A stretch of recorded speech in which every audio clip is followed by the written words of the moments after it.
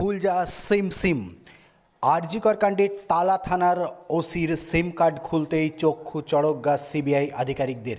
CBI আধিকারিক আরজিকর কাণ্ডের তদন্তের অগ্রগতি রিপোর্ট আদালতে জমা দেওয়ার সময় দাবি করেন আর ওসি অভিজিতের সিম কার্ড খুলতেই আধিকারিকদের। এই মুহূর্তের সবচেয়ে বড় খবর, টালা থানার ওসির সিম কার্ডে রয়েছে গুরুত্বপূর্ণ তথ্য।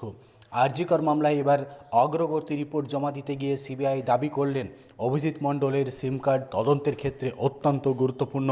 এখনই তার সিম কার্ড ফেরত দেওয়ার ক্ষেত্রে অভিযোগ রয়েছে সিবিআইয়ের, এমনটাই আদালতে তারা জানালেন।